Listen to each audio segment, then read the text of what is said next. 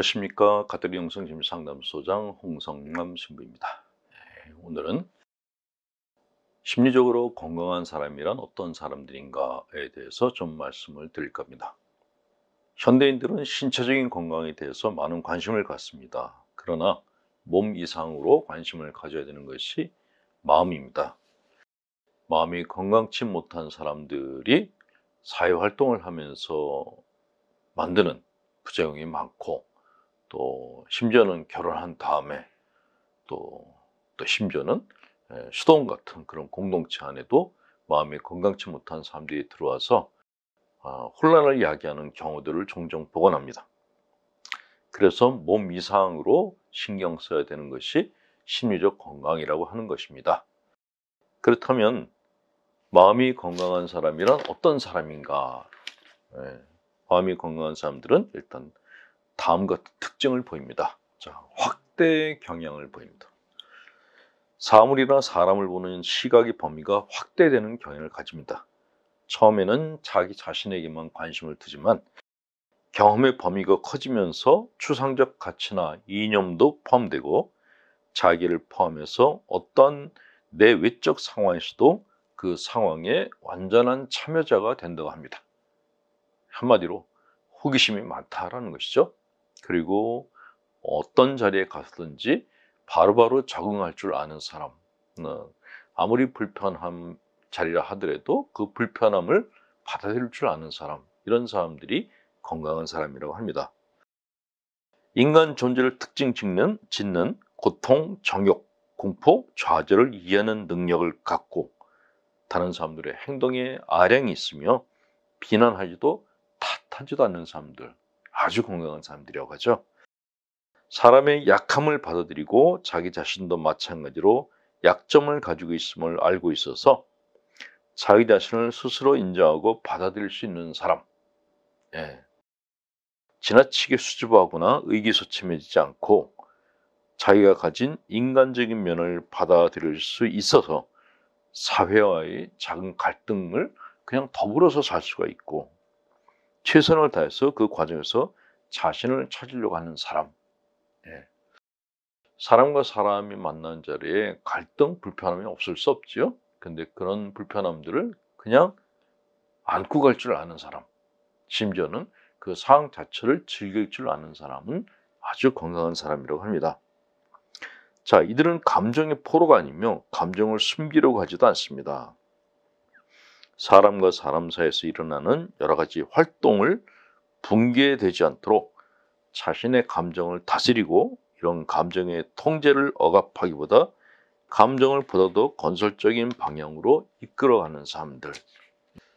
반면 건강하지 않은 사람들은 어떤 모습을 보이는가? 일단 주체적이지 못하다고 합니다. 그래서 이들은 자신의 행동을 금지 사항들에 따라서 결정합니다. 다른 사람들이 뭐라고 생각할까 하는 두려움에 근거해서 행동합니다. 그래서 이들은 자유에 대한 느낌을 갖지 못하고 어떤 식으로 행동할 것인지 선택을 하긴 하지만 그런 자유로운 선택을 실제 행동으로 옮기지는 못합니다. 그래서 삶에 대한 지배감을 갖지 못하고 선택은 제한되어 있고 미래에 대한 시야는 좁습니다. 자, 우리가 우리 자신을 있는 그대로 보고 싶지 않고 받아들이고 싶지 않을 때 그것들은 우리 자신과 다른 사람의 겉모습만 만들게 해줍니다. 그것들은 삶을 감추고 우리 행동, 사고, 감정의 불쾌함을 변명하는 경향도 만들어냅니다. 우리의 불완전함과 우리와 함께 사는 사람들의 불완전함을 다루고 싶지 않을 때 우리는 흔히 방어라는 걸 사용합니다. 삶이 고통스럽고 죽음이 존재하며 우리가 좋아하지 않는 어두운 측면을 나랑 다른 사람 모두 갖고 있다는 사실을 피하려고 방어를 사용합니다.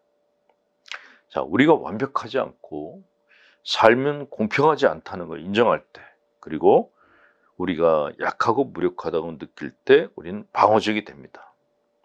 자, 그리고 이런 방어적인 삶은 무의식적으로 습관이 됩니다. 이 무의식적 습관이 된 사람들을 우리는 건강치 못한 사람이다 라고 얘기합니다. 자, 이런 사람들은 어떻게 해야 되는가? 우선 의미 있는 활동, 의미 있는 이념에 충분히 관여할 필요가 있습니다. 또한 모든 경험을 기분 좋게 받아들이는 훈련을 하셔야 됩니다. 모든 경험을 또 새롭게 의미 분석을 할 필요도 있습니다. 그런 경험들이 우물안 개구리같이 살던 나를 우물 밖으로 나오게 해줄 것이기 때문입니다. 그런데 우리 가톨릭 교안에는 신앙을 빙자한 병적인 행위들이 꽤 많습니다. 그중 대표적인 것이 자신을 죄인으로 몰아붙이고 마음의 감옥 안에 자기를 가두거나 지나치게 성과 속을 구분하고 세속적인 것을 경계해서 경험의 부족은 물론 종교적 광신성에 이르게 하기도 합니다. 자, 건강한 아이들은 가리지 않는 아이들이라고 합니다. 편식하지 않는 아이들. 어떤 음식이든 잘 먹는 아이들, 어떤 사람이든 잘 만나는 아이들, 이런 아이들이 건강한 아이들이라고 하는데 이건 신앙인들도 마찬가지입니다. 아무리 종교적인 것이라 할지라도 가리는 것이 많은 것은 신경증자의 삶이지 건강한 신앙인의 삶은 아닌 것입니다. 네. 내게 주어지는 모든 것들을 하나님께서 내게 주신 것이라 생각하고 감사하는 마음으로 받아들이고 그 맛을 느끼고 사신다면 마음의 건강함을 가지실 수 있을 것입니다. 시인 송복례님의 시를 하나 보내드립니다. 땅을 기어다니며 살아야 하기에 껍질을 벗어야 한다. 껍질에 묻은 온갖 오물로 몸이 갇히기 전에 수모를 벗어야 한다. 고통스러운 그 작업은 숙명이다. 살아남기 위한 죽음 같은 싸움이다. 달변의 혀도 소환한 풀들은 외면을 하고 허약한 벌레들이 겁에 질려 웅크릴 때 독을 품는 죄됨도 벗어야 한다. 아프게 벗은 몸을 하늘에서 내리는 이슬로 씻어야 한다. 기는 것은 숙명이다. 오물이 묻는 것도 숙명이다. 껍질을 벗는 것도 숙명이다. 유혹자라는 오명도 숙명이다. 숙명을 거역하려고 고통스럽게 껍질을 벗어도 태생이 지음받은 그대로 사는 일이다. 살아야 할 이유가 억울한 뱀이라는 이름도 숙명이다. 그렇거니 신은 지어내시고 보시니 좋았다 하셨으리라. 예, 존재를 통곡하다라는 시였습니다. 강복드리겠습니다.